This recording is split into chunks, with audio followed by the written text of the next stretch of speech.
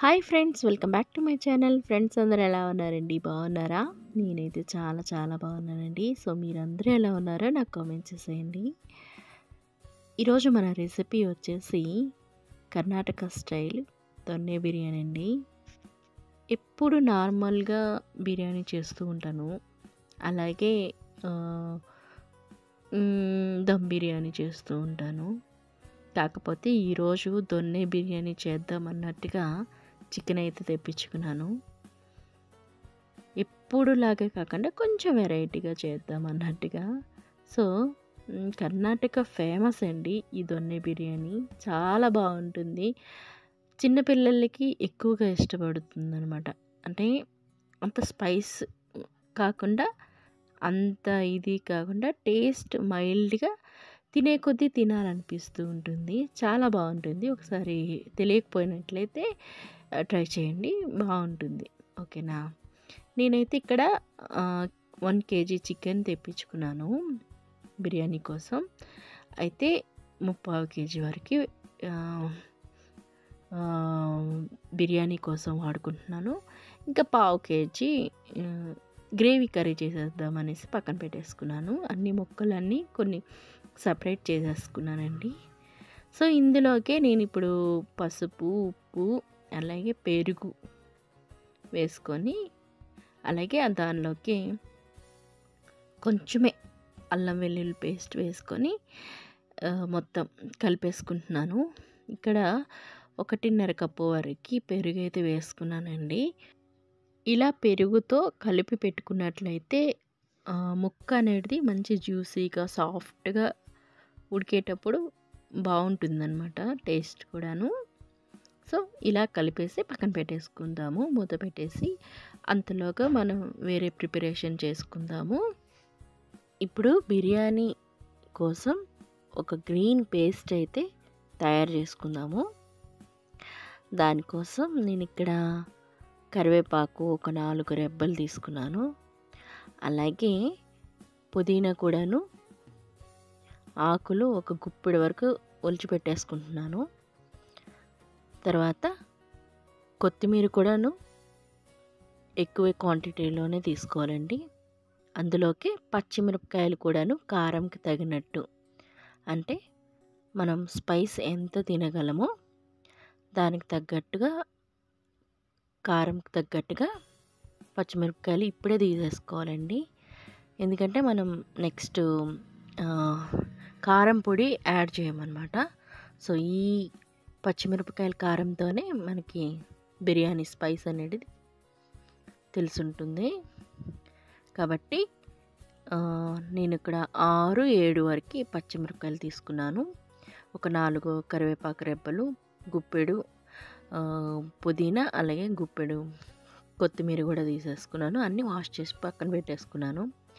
అయితే ఇంతలోగా గుడ్లు పెట్టుకున్నాను కదా ఫస్ట్, అవైతే ఉడికిపోయాయి. స్టవ్ ఆఫ్ చేసుకొని ఇంకా నెక్స్ట్ బియ్యం అయితే కడిగేసి నానబెట్టేసుకుంటున్నానండి. ఇవి వచ్చేసి చిట్టి ముత్యాలు రైస్ అనమాట.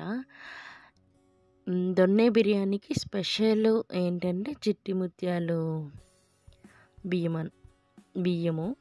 ఒకవేళ అవి లేవు అని అనుకున్నట్లయితే మీరు నార్మల్ రైస్, మీరు డైలీ అన్నం పెట్టుకుంటారు కదా, ఆ రైస్తోనైనా కుక్ చేసుకోవచ్చు. సో ఇక్కడ వాష్ చేసి పెట్టేసుకున్నాను. తర్వాత ఒక బిర్యానీ మసాలా తయారు చేసుకోవడానికి ఇక్కడ నేను కొన్ని మసాలా దినుసులు అనేటివి తీసుకుంటున్నాను. మన ఇంట్లో ఏవి ఉన్నాయో ఆ మసాలా ఐటమ్స్ ఏవైతే ఉన్నాయో అవన్నీ వేసుకోవచ్చండి.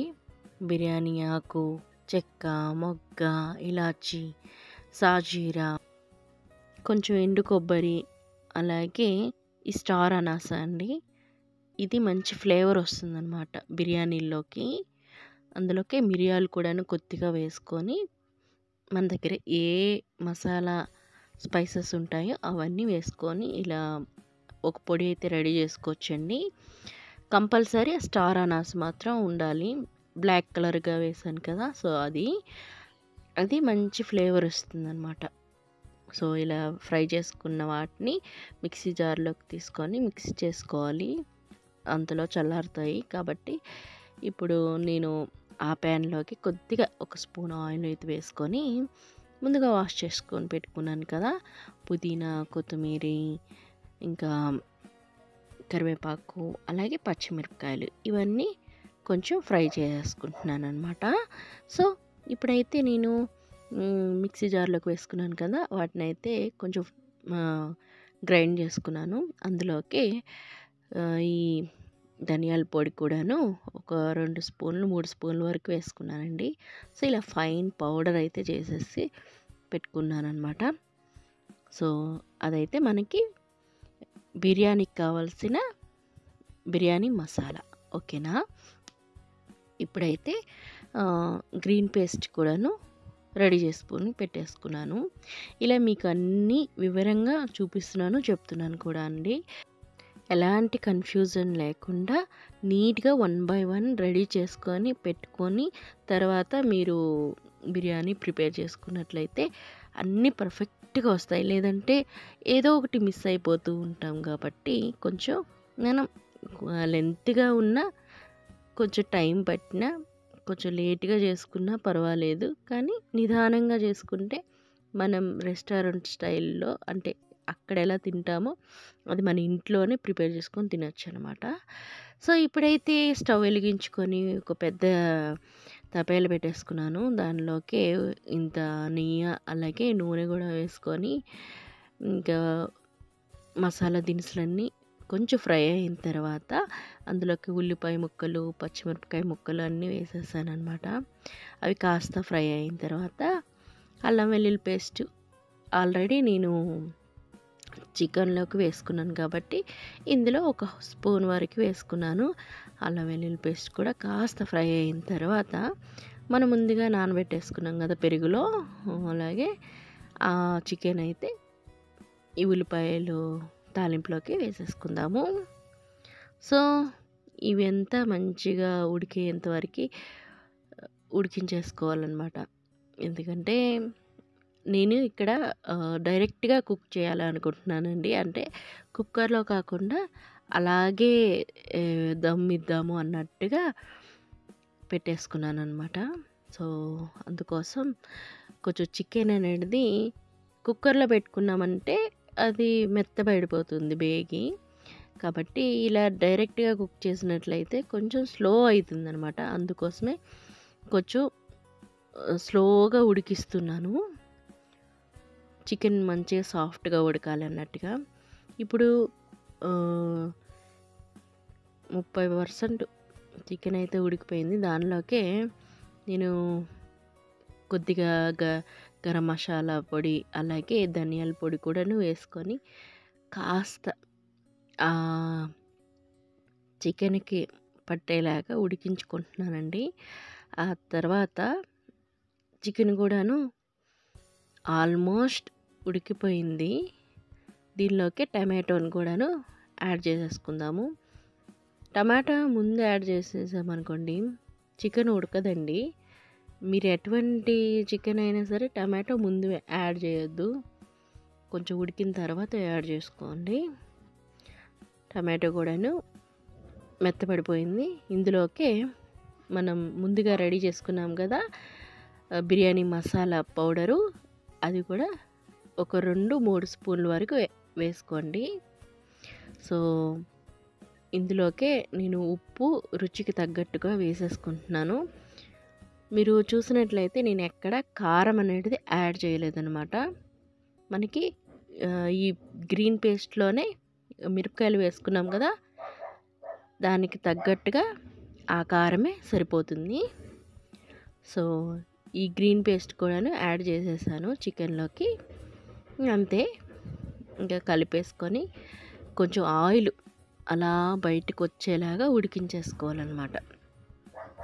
మనకి చికెన్ ఉడికిపోయింది, మసాలా అంతా బాగా కుక్ అయిందని తెలియడానికి ఆయిల్ అనేది అలా లైట్‌గా తేలుతుందండి, కనిపిస్తుంది.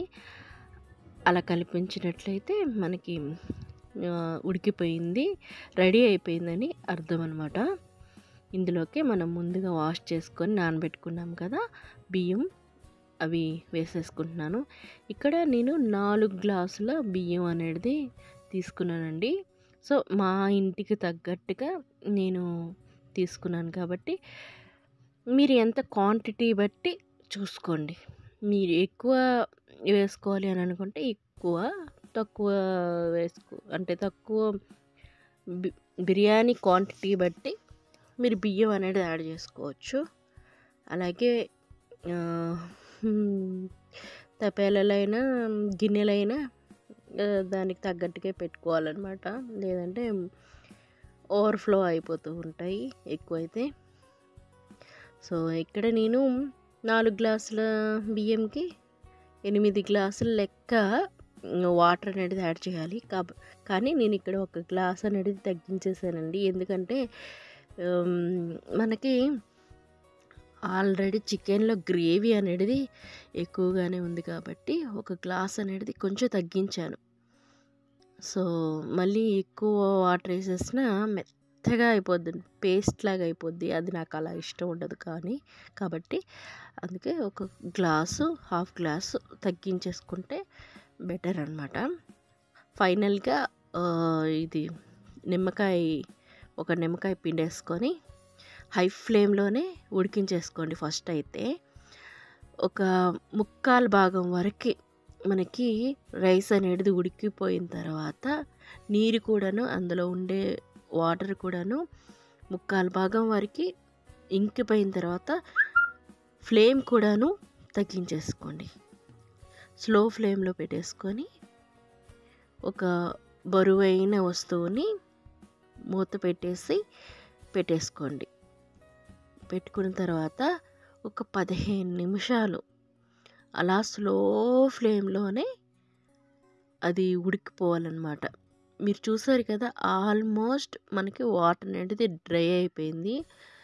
సో, డ్రై అయిపోయిన తర్వాత నేను మూత పెట్టేసి ఒక బరువైన వస్తువు పెట్టి దమ్ ఇచ్చేస్తానన్నమాట. అంతేనండి, వాటర్ ఫుల్గా డ్రై అయిపోయింది. బిర్యానీ కూడాను ఉడికిపోయింది. వేడిగా కర్ణాటక స్టైల్ దొన్నె బిర్యానీ రెడీ అయిపోయిందండి. చాలా అంటే చాలా యమ్మీగా ఉంటుంది. ఇంకా నేను ముందుగా గుడ్లు ఉడకపెట్టేసుకున్నాను కదా, అవి కూడా పెట్టుకున్నాను అనమాట. ఇంకా మనకి రెస్టారెంట్ స్టైల్లో రావాలి కాబట్టి గుడ్లు లేకపోతే ఎలాగా, కాబట్టి అది కూడా పెట్టేసుకున్నాను.